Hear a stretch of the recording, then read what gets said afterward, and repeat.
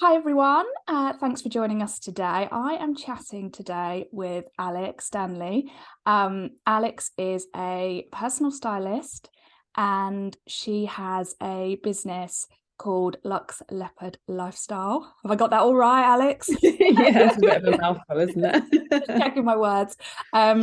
And we're going to come back and sort of talk more about your business as we go. But I would love it if you could just tell us a bit about you and sort of paint the picture of who you are and let us know, a bit more about you. Yeah, of course. So, thanks for having me.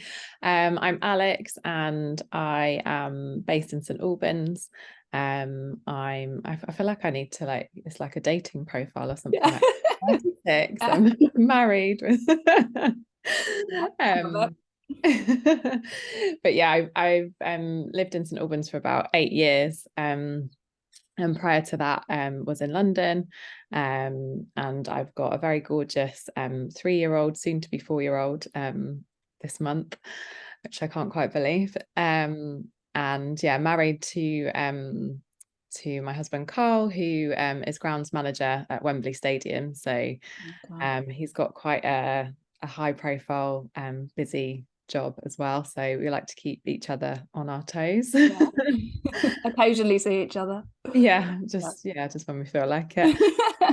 Um, yeah, and so I'm originally from Peterborough, which is where I grew up, with my parents who are still based there. I am one of 3 girls. I'm the youngest. And yeah, that's kind of a little bit about my backstory. And then I guess in terms of how I got into what I'm doing now in terms of personal styling and stuff like that. I have always it's always been my passion, and fashion has always been kind of what I wanted to do from quite a young age. I think I was actually really lucky in that sense, to know roughly what I wanted to do. So when I was at school, I did quite a lot of research into fashion and kind of what I could do when I went to university and stuff like that. And was lucky enough to kind of come across London College of Fashion, which is where I ended up going to university. And I did a degree called fashion management, which was basically a really nice combination of creativity and then the kind of business side of fashion. And I specialised in buying and merchandising. And I did a year in industry as an assistant buyer at Asda as well. And then, yeah, went on to have my career after that. Yeah. And sort of how's that transition sort of been for you? Have you, was it in the corporate world and then you went into your own business? I mean, how has that sort of played out for you? So I after I graduated, I went straight into Marks and Spencer on their graduate program, which was actually like such a pleasant surprise to me because it was highly competitive and really Yeah. difficult Well, to I'm nodding along because I get. actually did retail management at Loughborough. Oh, did you? Yeah, and so a lot of my friends and people on the course then went into the a similar path. So I'm nodding along, thinking about it was like the M&S, the next Yeah. sort of directions. It was really funny because there was 6 of us, like all on the same course, who lived together in my final year of uni, and there was 2 of us that both went for the M&S grad scheme, and there was only 2 spots. So it was like, oh no, I hope that this isn't awkward if one of us Yeah, gets and one of the other doesn't. But both of us got the 2 places, brilliant. which turned out quite well. But yeah, I spent 8 years at M&S as a buyer, and then moved to Amazon. Fancied a bit of a change. Absolutely hated it for the first 6 months and thought, oh my goodness, what on earth have I done? But then gradually kind of got with the program, and yeah, learned a huge amount there as well. But when I was on maternity leave with my daughter, I just it'd always been my kind of long-term aspiration to have my own business. And I started to really reevaluate things. I think having spoken to a lot of my mum friends, this is obviously something that happens when you have children. I think it does. And I started to think about my values and, what was important to me and the world that I wanted to leave behind for my daughter. And I had always had an interest in personal styling. It's something that I'd done, kind of touched on throughout my career, and working with magazines and editorial and PR and stuff like that, but never something I'd properly explored. So decided to do that whilst I was sleep deprived on mat leave. Yeah, my husband thought I was absolutely crazy at the time, but we all are at that point, aren't we? We're slightly crazy. Yeah. But yeah, went ahead and did some kind of additional training, one-to-one with an amazing mentor called Emmeline Stevens, who runs the image consulting company. They're like I was going to call them an academy. It's probably not quite the right word, but they train personal stylists. Okay. So I did that, and then I launched my business at the end of 2019, and then was pretty awful timing in some ways because of lockdown and everything that followed afterwards. But actually that's been a huge blessing in disguise, because it meant that I really had to pivot a lot sooner than I probably would have done naturally, and kind of take all my services online and all of that kind of thing. So yeah. And have things sort of stayed online for you, or are you now doing a bit of a hybrid in how you work with people? Definitely hybrid. So it's actually really nice to be able to do both, because it means that I can service people outside of just Hertfordshire and London and that kind of thing. So that's the benefit of having the online services as well, that I can I could have somebody in Australia or that kind of thing. Doesn't really matter where you're located, I can do everything online as well. But there is nothing quite like having that in-person connection. I can get that. And that's also sort of the in-person stuff has now, another sort of branching out for you is working with Oxfam, isn't it? That's something that you're doing now. It's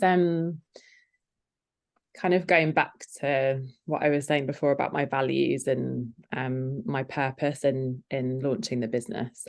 Part of that evaluation of kind of what was important to me was also really considering my impact on the planet, on people and planet, and hands up to the fact that I was like a massive fast fashion addict, and buying clothes constantly, because it was part of my role as a buyer to kind of be up to date on the trends, and had the most incredible career doing like inspirational shopping in Paris and New York and Hong Kong and Berlin and like all these amazing places.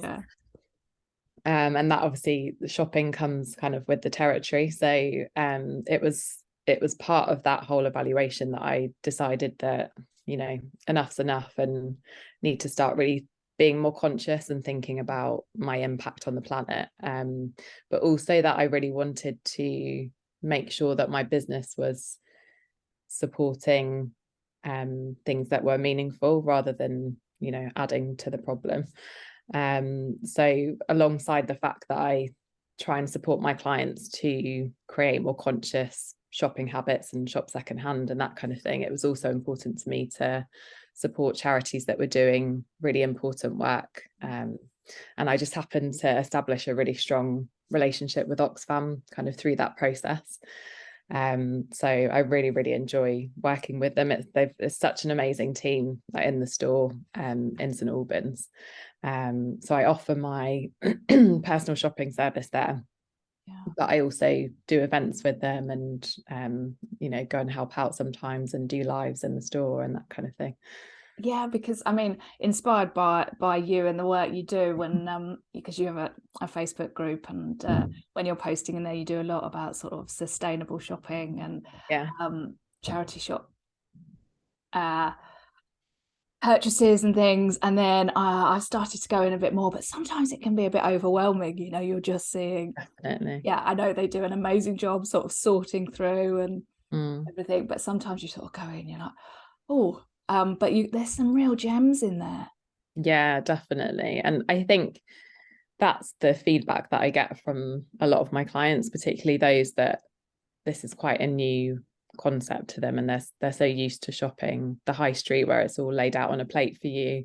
You know, it's by size, it's by color, it's by, you know, it's all fresh and new, and you know, they show you how to wear things on the mannequin and with their amazing photography and all of that kind of stuff. So then going from that into a charity shop environment or online, you know, trawling eBay and Vinted and that kind of thing can just feel so overwhelming, and I totally get that. So that's why I try and take the hassle out of that experience for my clients. And I think the personal shopping in Oxfam is a nice kind of introduction to that, because I can do like a pre-shop for the client once I've got all their details, and you know, I know their preferences and their colors and all that kind of stuff. So they can just turn up at the shop and I've got everything laid out, and then I can create outfits for them from that, and we can, you know, work through it all together. So it feels a lot less overwhelming. Yeah, that sounds, you know, anything that can make our lives easier, I think, you know, we're more likely to do it if Definitely. time's short. And I love that you've got those sort of guiding values behind your business. I'm definitely, hands up, guilty of the fast fashion, H&M purchases, and what can I grab on the high street? But I think sort of shopping your own wardrobe, Definitely. and looking at what you've got. I certainly found some things in my wardrobe recently that I had not worn for a long time. And things as well that I'm holding on to from definitely. pre-kids days, which very unlikely I'm going to wear again or fit in again. So, you know, that's time for those to probably go. But there is, I don't know, there is that I don't know if you find that with clients, some sort of attachment sometimes to different versions of ourselves with our clothes, or 100%. And I think that was another kind of driving force behind creating my business, because I went through that whole my husband always laughs when I say this, but it's like crisis of identity. And he laughs at the fact that I call it a crisis. But I think it is. I think it is. Yeah. You know, it's so hard because I was saying this actually at an event that I did the other night, because I was talking about style confidence, and I was saying, you know, whether it's becoming a new mum, or whether you go through a divorce, or you go through like health issues, or whatever it is that creates that shift in your lifestyle and your life generally, it has such a profound impact on the way that you see yourself and your identity. And for me, it was when I became a mum, and it was kind of like, who am I now? And like, I don't want to let go of that person that I was before, but I'm not that person anymore. And like, you know, just figuring out who you are and just trying to reconnect with your identity. And that in turn was such a huge drive for starting my business as well, because I wanted to support other women that are going through the same. And I think, you know, the pandemic and lockdown created a lot of that as well. And, you know, there's a lot of women out there feeling like they've lost their confidence and they don't really know what suits them anymore, because they've been living in leggings and gym gear for 3 years or whatever it is. So there's obviously loads of different catalysts for that, but I think there's so much of your self-esteem is like wrapped up in your wardrobe. And I think a lot of people underestimate it, because they think, oh, fashion's really frivolous, it's just really like materialistic, but actually there's so much more to it than the clothes. Because there's obviously a lot around about it's what's inside that matters, and it shouldn't be about how we look and who are we doing it for. But I think ultimately, if it's making you feel better, if it's boosting your self-esteem, if it's helping you go out in the world feeling better, then that's a positive.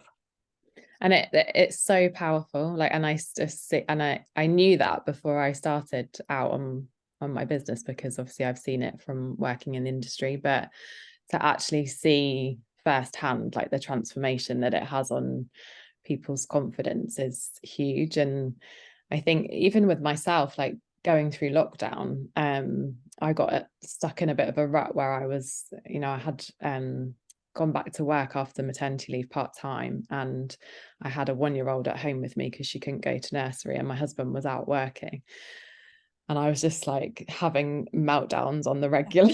Yeah, yeah, Wasn't wearing makeup, like just not really making much of an effort with myself. And I thought, no, right, you need to pull yourself together. Like, what would you say to, a client or that kind of thing? And once I started to, make the best of myself and, wear all those things that were left sat in the wardrobe that I was saving for best, yeah, it made me feel so much better. And I wasn't even putting shoes on or anything, because I wasn't going out anywhere, but it was just like nice to wear my nice dresses, or wear my leather trousers with a nice shirt, or that kind of thing. And it's incredible the difference it has on your confidence and the way that your day pans out. yeah, yeah. I've got a wardrobe of dresses, and for a while it was like, okay, I'm not wearing these. I paid Yeah. some of them a lot of money for, and they're sat in the wardrobe. And I'm Mm. not going out that much these days. So yeah, so I'm like, no, the dress is going to go on for the school run. Yeah. There's no reason, apart from it maybe getting covered in a bit of mud and snot, to not put it on. Because to be honest, I now find it easier. It's much easier to throw on a Yeah, dress exactly. than find a pair of jeans that fit me Mm. or that I feel comfortable in. Yeah, definitely. I mean, jeans are like the holy grail Yeah. that every client that I come across is like, I don't know what jeans suit me and fit my body shape and all that kind of thing. And it's just the most horrendous shopping experience if you don't really know what you're looking for. Yeah. Yeah. No, I love that. And yeah, it is about it's that inner confidence and just feeling feeling comfortable, feeling yourself. Sort of it's Exactly. another piece of knowing. That sounds a bit woo, but sort of knowing yourself, Yeah, knowing 100%. what your style is, and being okay with that, even if it's different to other Yeah. people. And that's what's so important, because I think we're subjected to so much noise on a daily basis, on social media and in the press and everything, and I think that can have quite a detrimental impact on how you feel about yourself, and also what you think you should, like should is a huge thing, like I should be looking like this, or I should conform to this beauty standard, or I should wear these current trends. And I think that's a huge part of my role, is kind of dialing down that noise and really helping people to reconnect to what it is that they love, and like what lights you up uniquely, like how do you want to show up to the world, because that's so important. And like you said just then, it's like you can't have true confidence if you don't feel comfortable in what you're wearing, and feel comfortable in yourself, and knowing like this is what suits me, and these are the colors that work for me, rather than trying to copy what an influencer's wearing or that kind of thing. Yeah. And I guess it doesn't need to be wearing a load of color or a dress. I mean, I always look enviously at people that can wear active wear, because I just feel like Yeah. I look a total idiot if I put on anything like that. So yeah, it's comfort and confidence, I guess. Yeah, and it's the concept of not having to sacrifice style or comfort, like to be able to have them both working in tandem together. And working out that what that formula is for you is really transformational, I think. And it's not it's I was talking about the other day, like I love the whole concept of dopamine dressing. And I think a lot of people get it confused with like, it has to be like you said about wearing bright colors, but it's not. It's just whatever lights you up, and that gives you that dopamine rush. And in order to get that, you obviously have to feel, it has to make you feel really good and make you feel really confident. So it could be that, you know, you love neutrals and you love wearing black and white and camel and stuff like that. It doesn't have to be that you love neon pink and big, bold, bright prints and things like that. We just both Yeah, happen yeah, to we just have. like a bit But of I love wearing black. I love wearing black. yeah. And so probably for me, it's when I'm wearing the black, think about how I style it, so I don't look like I'm too somber and funeral-esque. Or That's the thing as well. Like, I think a lot of stylists, and no disrespect to the way that other people work, but I think there's a lot of stylists that will say, like, you're this kind of color season and this is what you should wear and you shouldn't wear this. Whereas I'm a lot more about the individual. So saying, like, these are the colors that suit you the best. But if you do love wearing black and it doesn't suit you in terms of your skin tone and your coloring and everything else, these are the ways that you can wear it and still feel good, and, you know, all that kind of thing. Because I shouldn't really wear black because it doesn't do me any favors and really brings out the dark circles under my I eyes. mean, that probably does me. But I love it, and it's part of my style personality, being a bit more edgy. Like, I love wearing a black leather jacket and stuff like that, but I'll just wear you know, a bold lip color, or I'll wear like a headband with some warmer colors in, and just try and make sure it's not next to my face and that kind of thing. So it's definitely all about making it individual and unique to you. Yeah, and knowing and sort of having different options. So, you know, if you're feeling, if you're in a certain point in your cycle and you're feeling bloated, knowing that there's stuff that you can put on that you feel good in. Definitely. Or, you know, we're all going through transitions, and as we go through life, you know, things that we might not want to wear anymore, and or just don't feel as comfortable in, and just being a bit mindful, I guess, of what to reach for. Definitely. At those times. I wrote a blog post about this, I think it was last year, talking about like body confidence and body acceptance. And, you know, there's a huge, I could talk about this for hours, but there's like a huge piece around the fact that as women, we're kind of told that, you know, you should stay the same size your whole life. And, you know, there's this ideal of like what you should look like and how your body shape should be and all that kind of stuff. And it's really hard to not listen to that and to not put the pressure on yourself. But I think we've all got to embrace the fact that as women, our bodies do change, and you know, your body shape changes and your size is going to change, and it's so unrealistic to expect that you're going to stay the same size for your whole life. And just trying to embrace those changes and to figure out, like, with your new body shape, like, what is it that fits and flatters me now, and trying to move on from kind of the past and perhaps what you've been like before, because, you know, life's just too short, and you want to be able to enjoy yourself and not feel, you know, really uncomfortable in what you're wearing. And it's like the whole thing around size tags, like, it really doesn't matter, because nobody is going to ask you, like, what no one knows size are you wearing, unless they love what you're wearing, and then that's such a huge compliment. And if it really bothers you that much, like I always say to my clients, just cut the label out. But people are much more likely to pick up on you stuff not fitting you and stuff being too small than they are, you know, you wearing your right size.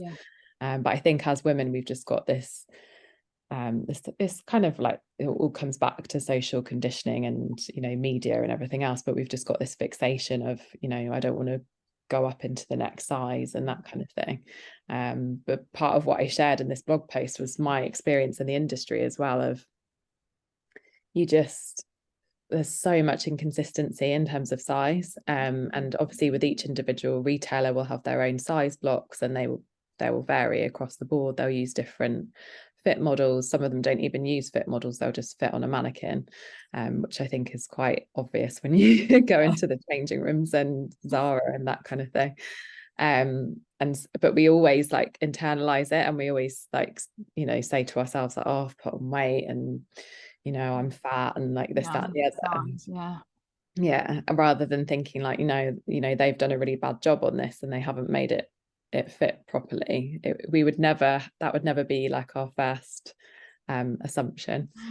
No. And why is that? I mean, it's so, when you think about it, or when you're unsure about something, whether it's the size or what you're wearing and what other people think, like, it's such a shame really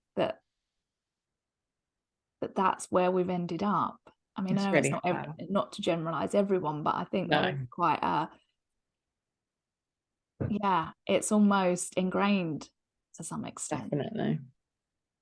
How much impact that can have.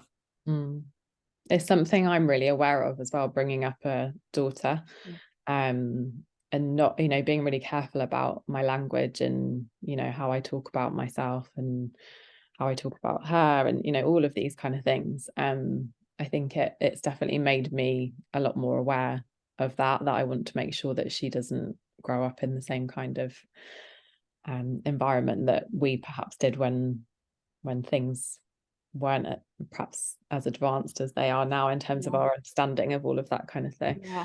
Maybe some of the magazines that we were seeing, and I mean, they're still just as bad though. Like when you go to the supermarket and you look at the magazines on the shelf, there's still all these like appalling news stories about like, oh, this celebrity's put on pounds and stuff like that. It's disgusting. I mean, awful. The judgment the judgment that's placed on women's bodies, which on one hand you can't really blame women for almost wanting to hide themselves and just sort of blend into the background in what we wear and our appearance. Yeah, definitely.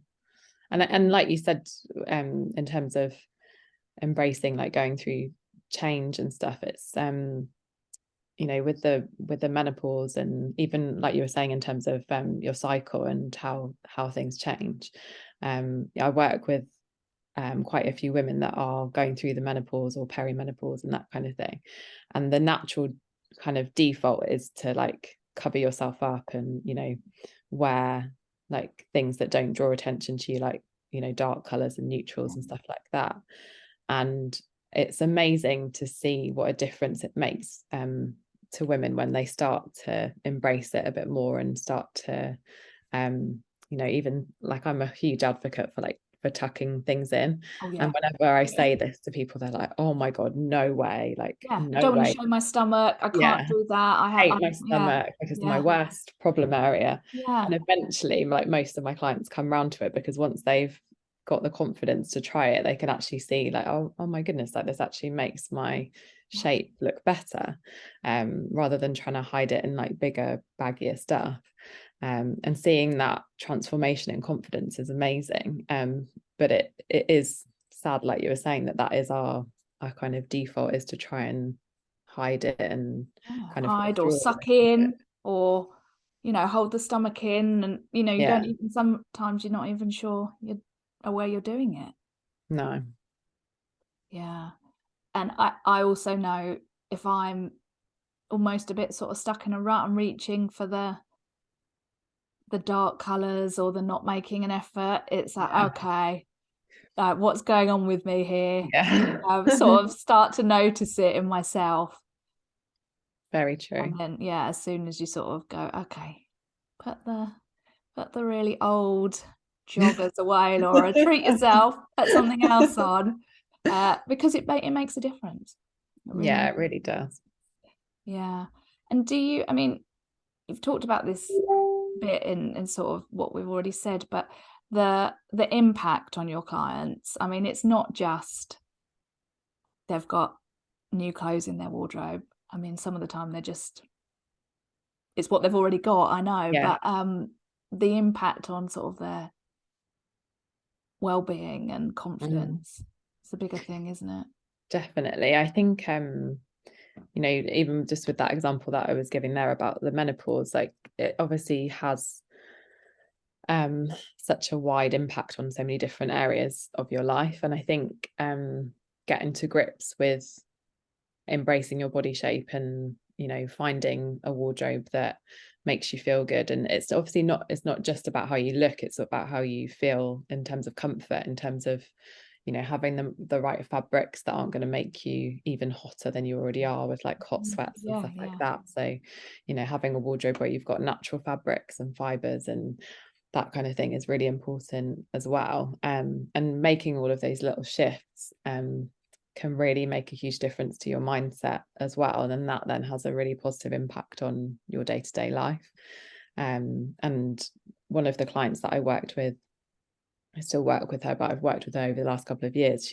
She's said to me like it has been life-changing for her because she's just embraced herself in a way that she never has done before. She's always been really self-conscious about her body shape, and even when she was much smaller than she is now.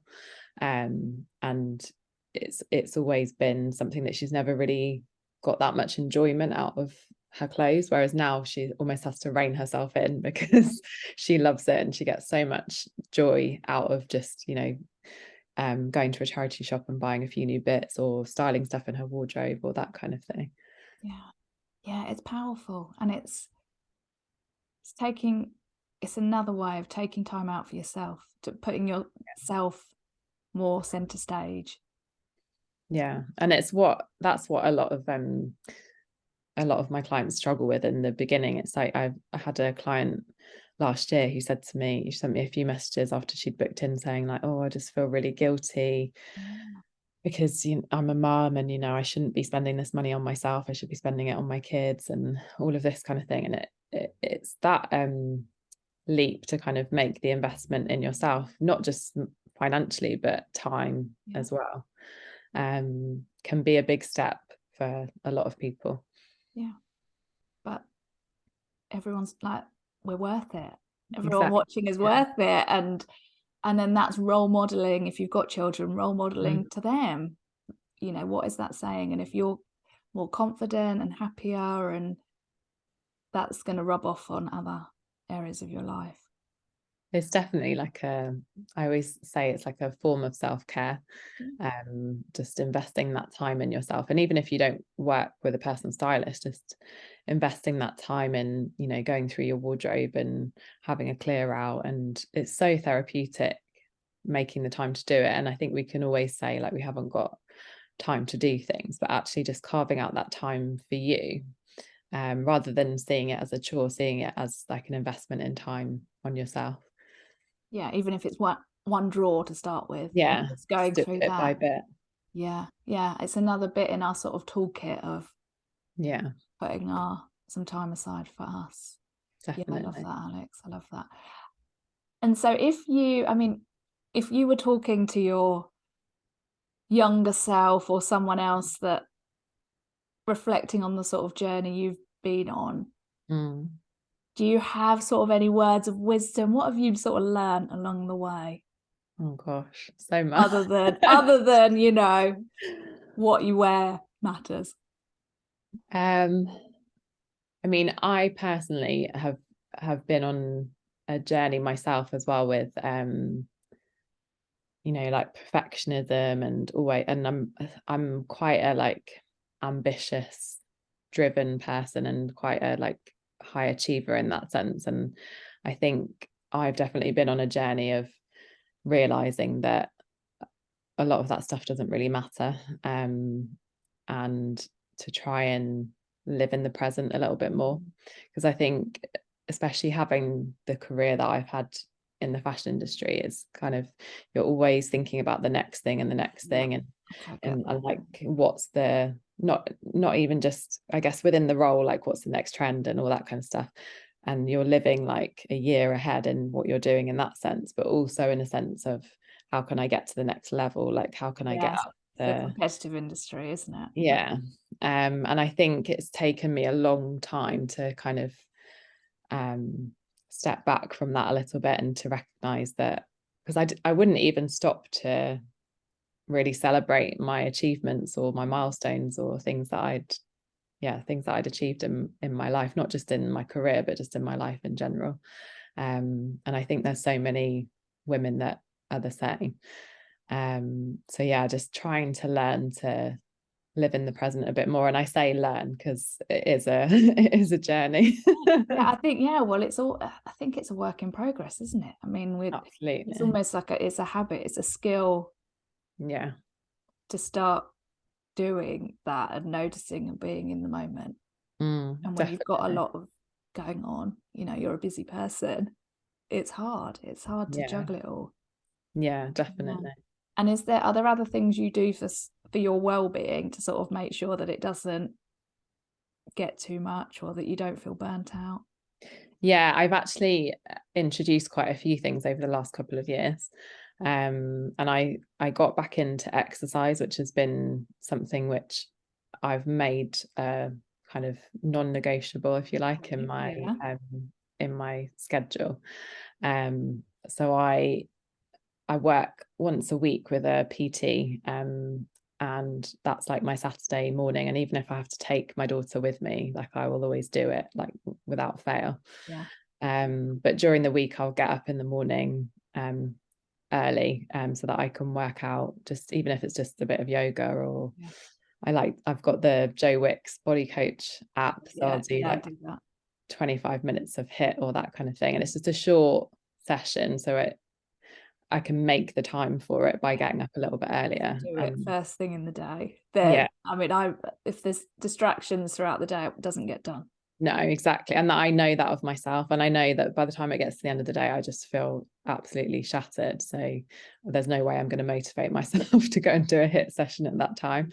So I think you've got to figure out like what that is for you. Because I know I've got some friends who are like, oh God, no, I'm not going to do that in the morning. I'd rather do it in the evening. Yeah. You've got, again, it's knowing yourself, isn't it? Yeah, exactly. And then I've also, and this is only a new thing for this year, but I also decided that I needed a bit more of a morning routine, because I was getting into a really bad habit of, the first thing I did was pick up my phone and go onto my phone on social media.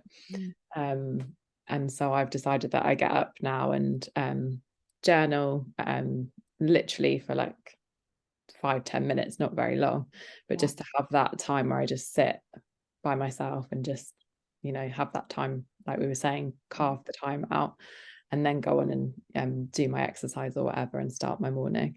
And I'd also try and make the most of, like, when I go to drop my daughter off, try and do a quick walk around the park, because I would always just rush back to my desk, start working. And you're just in this like autopilot all the time. So just trying to take those little moments for myself. And I think it can feel really selfish, and it can feel really like, oh, I feel really guilty, like I should be doing something else all the time. I know. And it's like, yeah, why is that? Why have we got that sort of pressure sat on our shoulders that we can't take, have a walk or just stop for a bit and not leap into the next thing? Yeah, definitely. And I think if you've worked in a corporate environment, I think a lot of it comes from that. Having to respond to emails in a certain time, and having a very kind of structured schedule. And so I think it can be difficult to try and take yourself out of that a bit. But I think a lot of people that I speak to have found a better balance, with working from home a bit more, even if they are in a corporate environment as well. So I think that's a positive of the pandemic. No, I think we need more of that. And getting your nails done, Alex. You've always got good nails. Yes. Always notice that. Always notice that with you. That's an act of self-care. And I need to do that as well. So just before we wrap up, Alex, sort of what's next? What's next for you? What's on the horizon for you? So I mean, my very big grand goal is to help like 10,000 women to transform their confidence through their style, and in turn kind of reconnect with their identity, and also reduce their impact on the planet as well. So that's like my big grand long-term Love it. goal. But I think more in the short term, I've got some exciting things coming up. So I've got a group styling program that I'm launching at the end of March, which will hopefully make things a bit more accessible because it's going to be online. So like I was saying at the beginning, like I can service people anywhere. Yeah. But I'm really excited about it because I think what I've seen in my Facebook group is bringing a community of women together is so powerful. Yeah. And I kind of wanted to create a smaller like container, which was similar to that, but just with, you know, a smaller number, and take people on the same journey that I take my one-to-one clients through, but in a group setting. So I'm really excited to launch that and to see how that goes. Yeah, that sounds great. I think, yeah, just having almost your little cheerleader squad helping, Yeah, exactly. you know, and just, yeah, oh, that sounds great. And I know if you're local to St Albans, people local to St Albans, you've always got lots of events going on. So I'll make sure that I'll share all your details in this, and so people can get in touch whether they're near or further afield. But any final comments, Alex? I know, like, we had an outline for our discussion. I think I've probably totally gone off brief on it, but I've just loved chatting as we go. So yeah, is there anything sort of final that you wanted to share with the world about you? And no, I don't think so. I think we've covered off. I've probably waffled on as usual. No, that's, well, I do the same. So yeah, no, I think it's powerful stuff, and it's more powerful than sometimes we either want to admit or do, you know, do realize. Yeah, definitely. And I think it's the whole thing of I always say that this sounds like really bizarre, but I always say, like, you can't leave the house naked in the morning, so you've got to show up in some way. And I think it is important that kind of that image that you portray to the world, not in a sense of like you have to look in a certain way, but if you want to show up in a certain way and you're not, then that's going to make you feel a disconnect and make you feel a bit rubbish. So I think that's important as well. Yeah. So think how do you want to show up? Yeah. And are you doing that at the moment? Yeah. Because there's this whole thing about being authentic, and although I think sometimes it's a bit gimmicky, I think you do have to be unapologetically you, and you do have to be true to yourself. And if you're not, then yeah, that can create a real disconnect, I think. Yeah. And what you wear is one step closer to that, isn't it? Yeah, definitely. The more authentic version of you. Love it. Brilliant. Thank you, Alex. I've loved our chat, and thanks so much for having me. I'll share all your information, and thanks everyone for watching or listening. Thank you. Bye.